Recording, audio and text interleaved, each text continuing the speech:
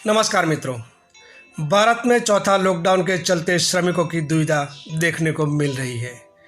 समय के चक्रव्यूह में श्रमिकों की जिंदगी इस तरह से फंस गई है कि उचित निर्णय लेने में वो असमर्थ दिखाई दे रहे हैं। एक तरफ रोजी रोटी की चिंता और दूसरी ओर वतन वापसी की परिवार की जिद, दोनों तरफ खाई ही नजर आ रही है। प्रथम लॉकडाउन से ही दमन प्रशासन श्रमिकों की चिंता में लगी हुई है। खाने से लेके रहने की हर सुविधा पे दमन प्रशासन की नज़र बनाए रखी है।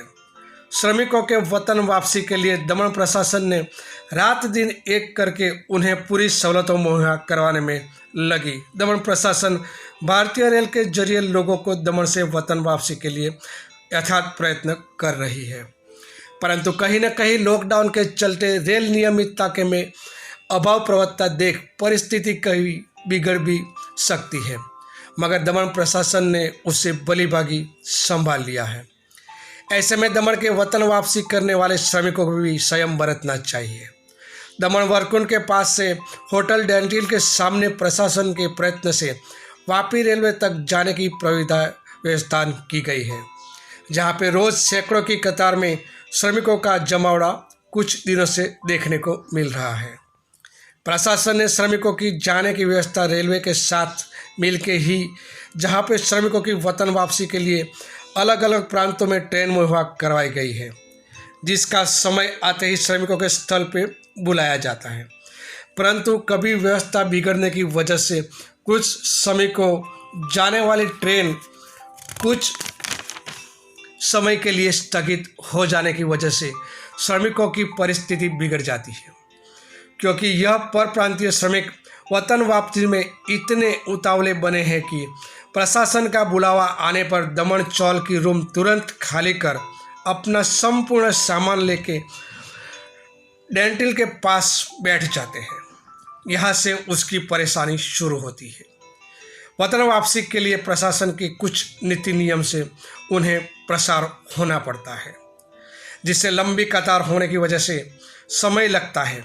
ऊपर से कड़ी धूप में अपने सपरिवार के साथ नन्हे बच्चे को लेके चिंतित मन से खड़े रहने की क्षमता कभी यह श्रमिक खो देते हैं, जिसके चलते कल हुई दुर्घटना जैसे पथरावबाजी जैसी समस्या खड़ी हो जाती है। मगर यह श्रमिकों को यह असह्य वेदना ही बोल रही है।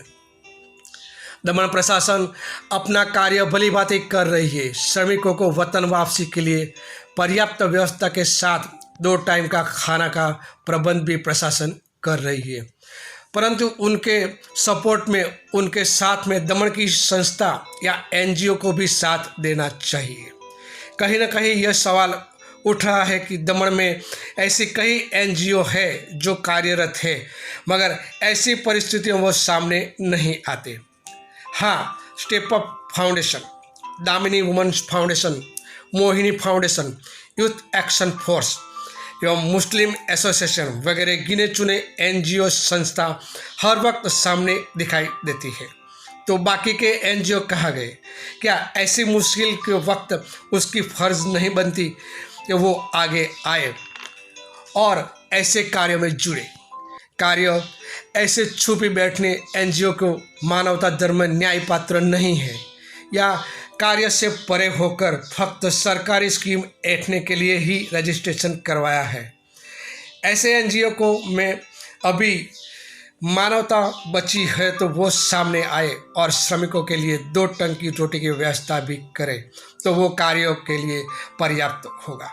दमन स्वराज की ओर से पंकज पटेल, जय हिंद।